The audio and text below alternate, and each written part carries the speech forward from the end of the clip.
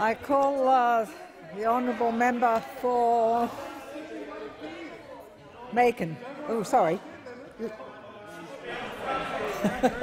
The member has the call. Thank you, Madam Speaker. My question is to the Minister for Social Services.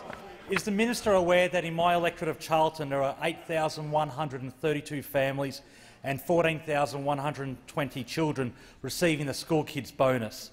Can a minister explain to all these families why it's his government's priority to cut $1,200 a year in support for average hard-working Australian families while giving further tax breaks to some of the largest corporations in the world?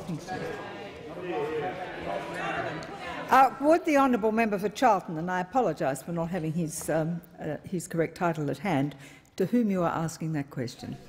I said at the start, Madam Speaker, and I'll repeat it. My question is to the Minister for Social Services. Thank you. I call the Honourable Minister for Social Services.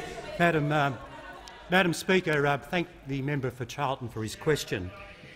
There's a reality that doesn't seem to have dawned upon the members of the Australian Labor Party, and that reality is that this party, when in government, ran a budget deficit after budget deficit after budget deficit. We have now inherited the Bowen black hole.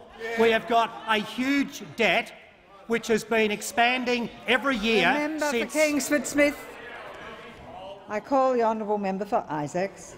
Madam Speaker, I would call on the minister to withdraw the phrase that he has just used. It is clearly disorderly, it is clearly offensive and should form no part of the deliberations of this parliament, let alone an answer in question time from a minister.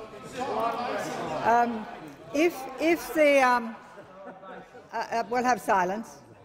If the reference was to the term Bowen black hole, it is not unparliamentary and indeed has a long history in this place prior to your entering it, when members who had been treasurers have been utilising that term.